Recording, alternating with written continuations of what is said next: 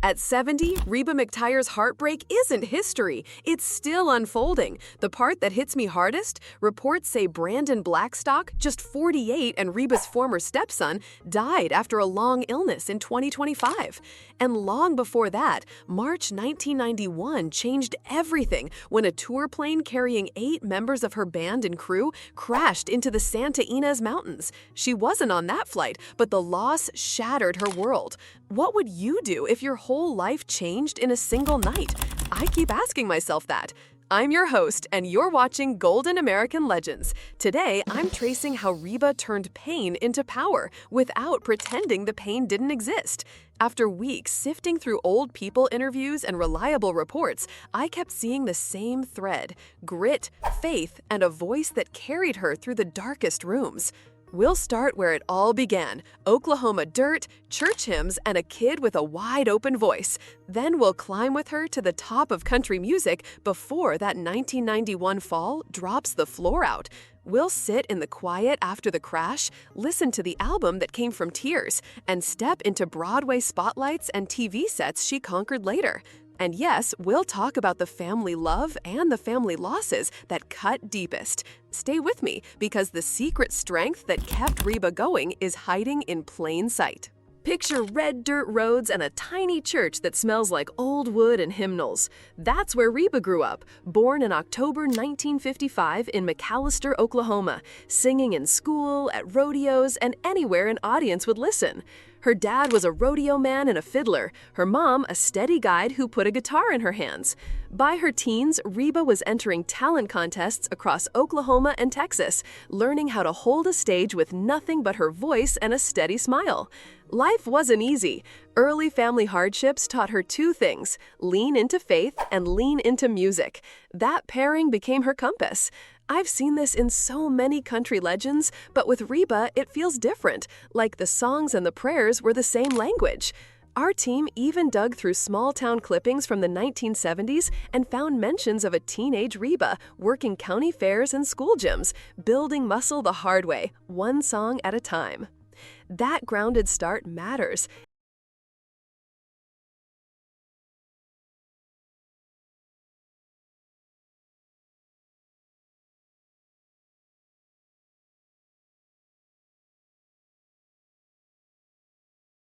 It's why, when fame came, she still sounded like a neighbor who knows your story.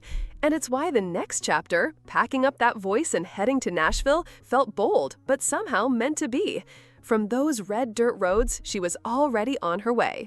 From small-town stages to Music City, the climb was steady and fierce. Reba moved to Nashville in the mid-70s and signed her first record deal. Within a few years, she was placing songs on the charts. By the mid-1980s, she wasn't just a name, she was the name. CMA Female Vocalist Trophies, ACM Love, and hit after hit made crowds rise to their feet before she even sang a note. Think about that run: the polished showmanship, the storytelling, Fancy turning into a full-on country anthem, and ballads that felt like late-night phone calls with a friend. By 1991, Reba was headlining national tours, stacking multi-platinum albums, and, let's be honest, owning the title many fans still use today: Queen of Country. I went back through Billboard archives and award night recaps, and the pattern is clear. She wasn't a flash, she was a force. The momentum was electric. She had a band family she trusted, a fan family that kept growing, and a road schedule that promised new cities and bigger rooms. Everything felt unstoppable. And then came one night in California, the kind of night that splits a life into before and after. Success held the door open, but grief would soon step through it. March 16, 1991, a clear night turned black. A chartered plane carrying 8 members of Reba's band and crew lifted off near San Diego and never made it over the Santa Ynez Mountains. All 8 souls were lost.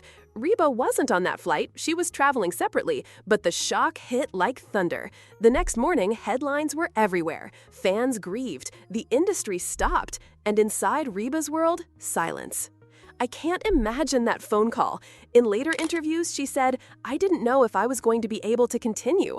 I believe her. The tour paused. The routine vanished. The laughter on the bus, the warm-ups backstage, the inside jokes, gone.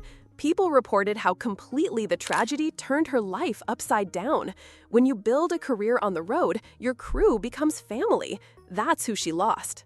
Here's the part that still stuns me. She didn't rush the healing, and she didn't hide it either. She sat with the grief. She let the world see her tears. And then, slowly, she found a way to speak that loss in the only language that made sense to her, music. The question became not if she'd sing again, but what she'd say when she did. Grief can sink you. Reba turned it into a songbook. Just months after the crash, she went into the studio and made For My Broken Heart. The cover is simple. The songs are not. This isn't an artist outrunning pain. It's a woman walking straight through it. The title track aches. Is There Life Out There lifts its eyes. Together, they gave fans a place to cry and to breathe. The album took off, multi-platinum, huge radio play, and a wave of letters from people saying, "You helped me heal." I love that. It's proof that honest art connects. Reba later said the tragedy showed me how precious life is, and that by the grace of God and my faith, I realized that my loved ones went on to a better place. You can hear that acceptance in the verses and that hope in the choruses. When I pulled old press from late 1991, it was clear. This record wasn't just a comeback, it was a memorial. It was a promise to keep going one day at a time, and it set the tone for everything she did next. New stages, new risks, and a career that refused to be defined only by sorrow. Reba didn't stop at country stages. In 2001, she stepped onto Broadway as Annie Oakley in Annie Get Your Gun and lit the place up. Critics raved. Theater folks who didn't know a steel guitar from a fiddle suddenly knew Reba could act, crack a joke, and hold a crowd with zero twang required. Around the same time, she led her own sitcom, Reba, from 2001 to 2007, 6 seasons of sharp timing, warmth, and that signature twinkle in her eye. I love this era because it proves something important. The crash carved her heart, but it didn't close her world. She kept expanding. She kept saying yes.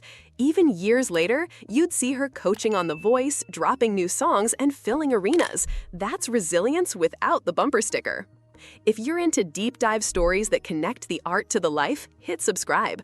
I'm sharing more true human journeys just like this, ones that explain why our legends matter. From Broadway spotlights back the tour buses, Reba carried that mixture of grit and grace everywhere she went. And offstage, she had a partner who kept the wheels turning, until that part of the story took a hard turn of its own.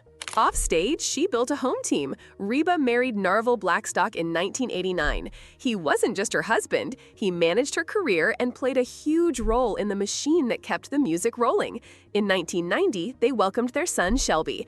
Through those years, Reba also became stepmom to Narvel's children, including Brandon. Photos from that era show a tight crew, on ranch land, backstage, at awards shows, doing life together as the business kept booming. I always picture this chapter in warm light. Charity events like Fashion for a Cure, quiet Montana moments, a house full of boots and laughter. It looked like balance, career highs with family roots still deep. Records confirm their marriage ran from 1989 to 2015, and for a long time, they were a power duo in country music. The thing about strong foundations is they make the unexpected even harder to swallow. And in 2015, the unexpected showed up. But before that turn, I want to note this. The way Reba poured into family explains so much about how she faced the losses that came later. Love was never a side project. It was the point. Then the quiet earthquake, a 2015 split. After 26 years together, Reba and Narvel divorced. The headlines came fast. The details, frankly, were messy and personal. Out of respect, I won't speculate beyond what's on record. Their marriage, 1989 to 2015, ended. Reba handled it the way she handles most storms, in public with grace and in private with prayer and a small circle of trusted friends.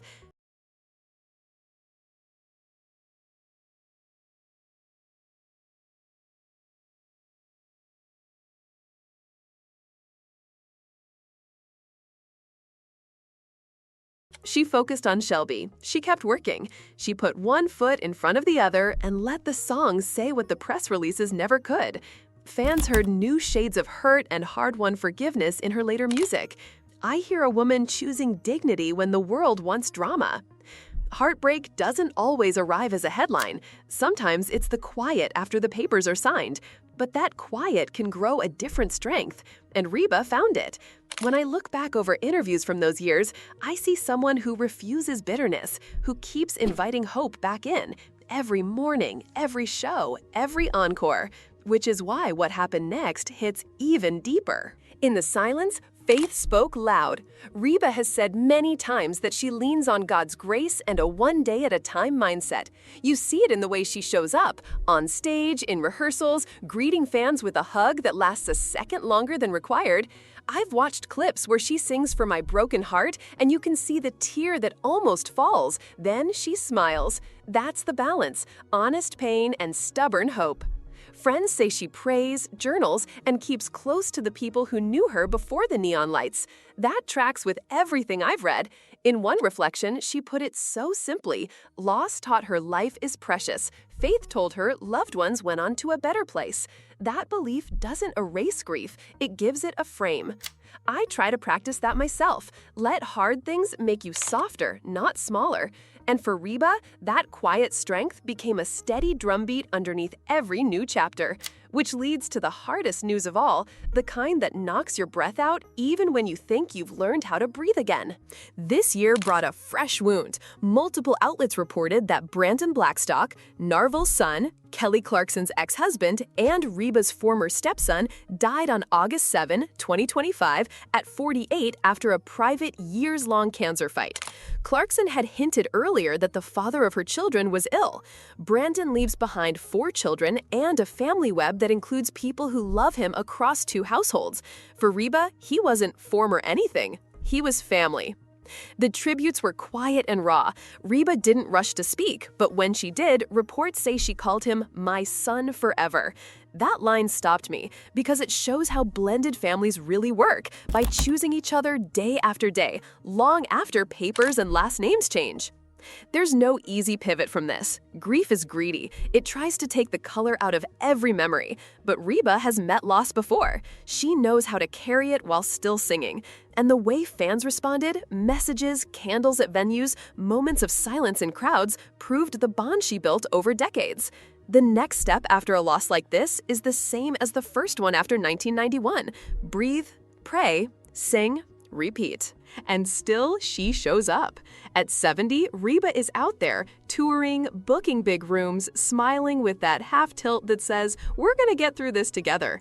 Decades in, she's a blueprint for survival. A farm kid who built a global career, a woman who took a plane crash, a painful divorce, and a family death, and somehow turned all that weight into art that lifts people. I've read fan comments, hundreds of them, about how her songs helped them through chemo, through funerals, through those nights when the house wouldn't stop echoing. That's not just fame, that's service, and it's why she matters right now, maybe more than ever. What do you think her story teaches us about getting through hard things? For me, it's this: feelings aren't the enemy, hiding is. Reba never hid. She honored the hurt, trusted her faith, and kept moving. That's a legacy worth sharing. We're not done exploring legends like this, but before we close, I want to tie a bow on the journey we just took, from red dirt to neon lights to quiet rooms where prayers are whispered. There's one more note to hit. Here's where it lands for me. Reba McEntire turned heartbreak into a bridge the rest of us can cross. From the 1991 crash to a 2015 divorce to losing Brandon in 2025, she has met sorrow with grace, faith, and work. She didn't rush past grief. She let it teach her how to sing deeper. If this journey moved you, like the video and share your biggest takeaway in the comments. Tell me what you think Reba's next chapter will be, or how her music kept you company on a hard day. And if you're new here, don't miss what's coming. Hit subscribe so you catch our next deep dive. Thank you for spending this time with me. It means a lot. For sources, we stuck to verified interviews and reporting, people features, Billboard charts, and reliable coverage, because stories like this deserve care. You've been watching Golden American Legends. Thanks for watching, and take care of each other until the next one.